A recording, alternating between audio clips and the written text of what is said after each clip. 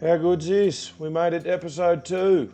Just wanted to give a massive shout out to the 44 people who have subscribed to the channel, and a special one to Chad B, Mark Holmes, and I Like Cheese More Than You for commenting. And that's a bloody ripper name, by the way. I know there's a few people floating about that are off me for not showing more house in the first video, but you'll get a bit more of what you're chasing out of this one. On today's instalment, you'll be watching us turn my grandfather's 100-year-old childhood home into a gigantic mess of hurricane to be proud of. So grab a snack and buckle in, let's get after it. As previously discussed, the old girl's as crooked as a politician and has more gaps than a pom's teeth. The deck's fallen to bits and the roof isn't doing much of a job at keeping the weather out. And don't even get me started on the windows. There's so many issues, it makes you wonder, where do I even begin? At times like this, your best bet's to strip it back and hit the basics. We'll build the old duck from the ground up. Righto, before I get too carried away with the demo, I'm going to spend some time doing some boring work. In this case, it's going to be checking the integrity of the stumps underneath the house. So I'm going to spend some time crawling underneath the house, getting some dirt in my eyes, spiders in my ears, probably hit my head a few times and say some naughty words. I'm going to drag the laser with me because chances are nothing's real level underneath there. Find out how much work's involved with getting things back to the way they should be. I'd like to bring you with me, but I'm shooting this all on an iPhone. We all know iPhones and shooting videos in the dark go together about as well as a hangover at a kid's party.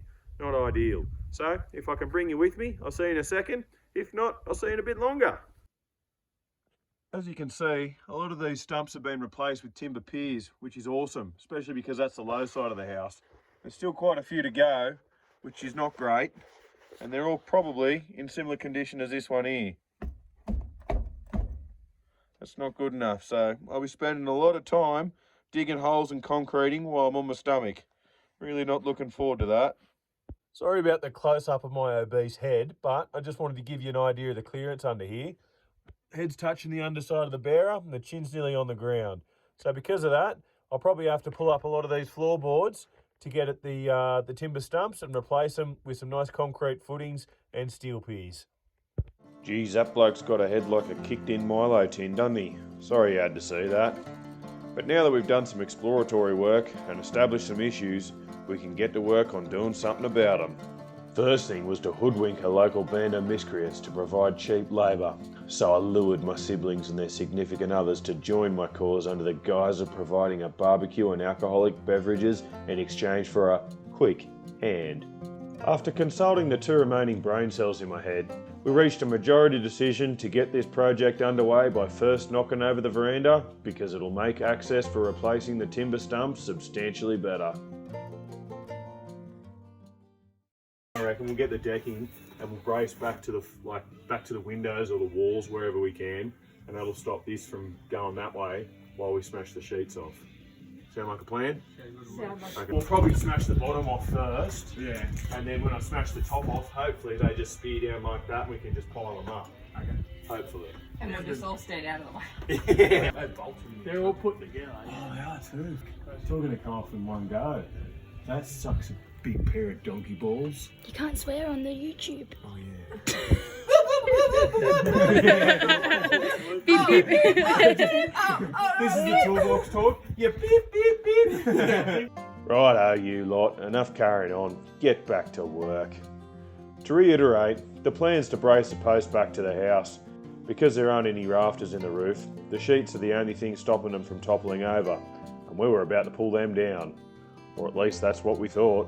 As we were about to find out, the reality of the situation was a little bit more involved. It was somewhere around here where we lost 2 helpers because they were getting a bit hungry and decided to go light the fire for lunch. Let's use a lighter.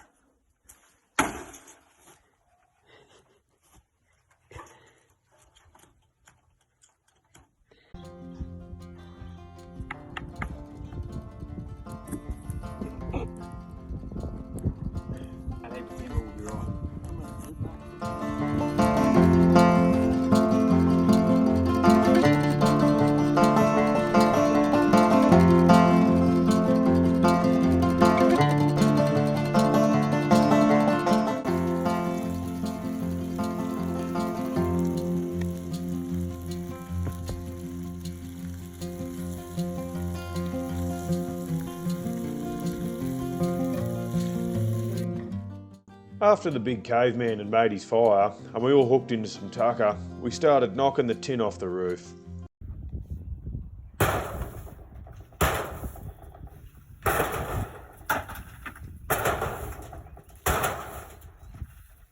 I thought using the back end of my spud bar would do the trick, and I wasn't wrong, it worked a treat. But it also weighs the better part of 10 to 12 kilos, so ramming the roof sheets with it was no small task. I wouldn't have been more than a few minutes in and my shoulders were burning.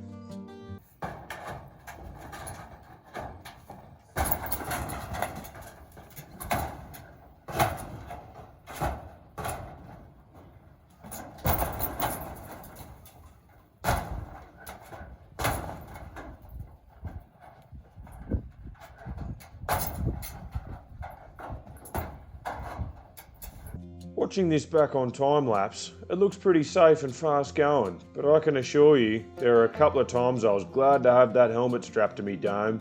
There may have been some videos of dicey moments, but they've mysteriously disappeared. Got Chili here with me. Oh, I want pat.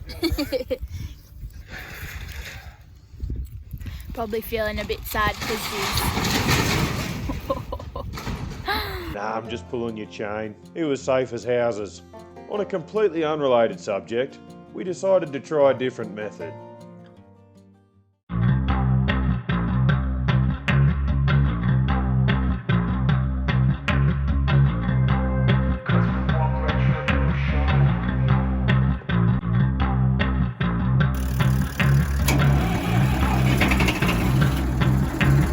Easy.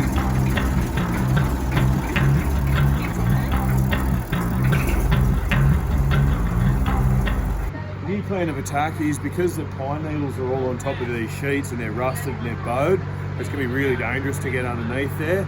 So we're going to try pull this out with the tractor and hope that it doesn't ruin anything. The only reason we didn't try that earlier is because I was worried about the post not being in there very well and it just pulling the post out and nothing falling down, which would just make it even more dangerous. But we'll see how we go. Just go slow. Steady.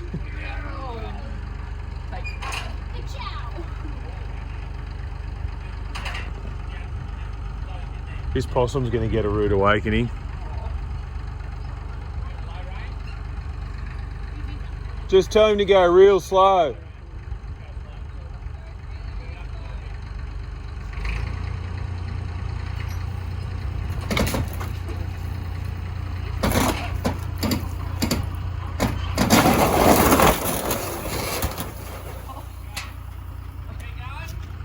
Yeah, might as well.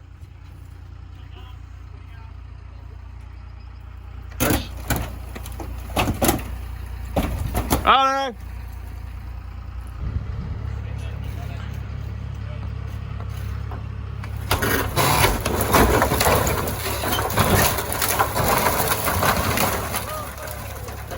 Righto.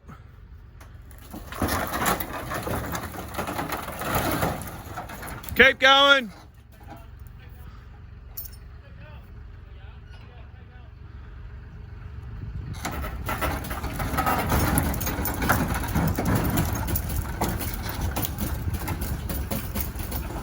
Righto.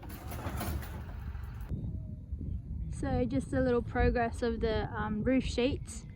Blake was taking these ones off, standing underneath. It got a little bit dangerous, so we decided to hook the tractor up and pull the support beams out.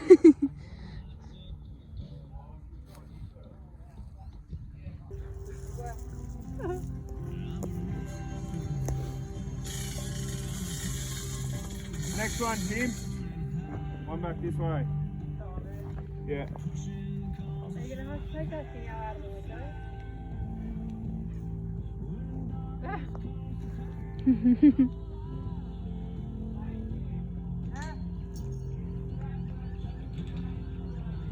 What do you call this one, chicken?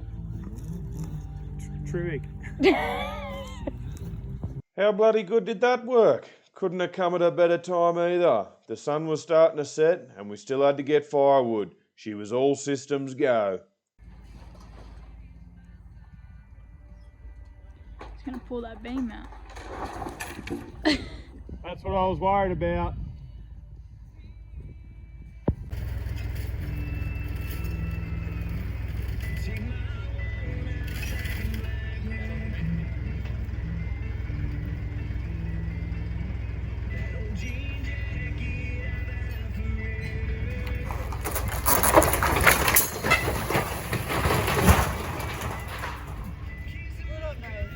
Yeah, it's alright. Land me.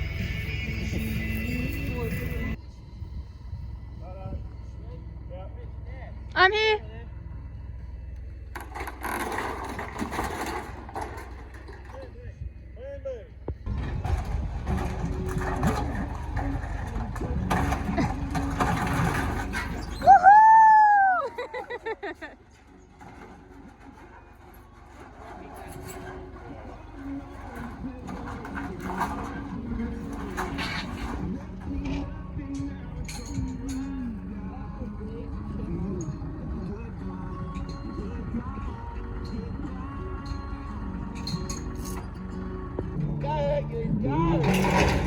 Go, Timmy. Go, you big horse. Oh.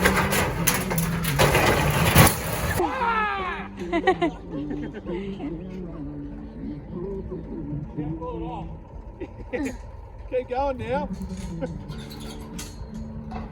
Yeah, go on. Go on. Oh.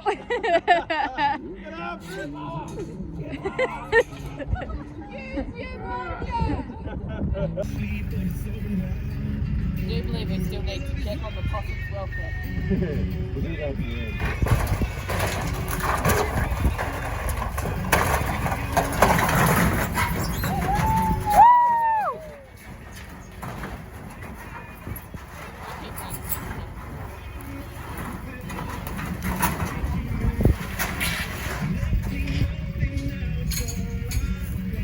And it is officially off.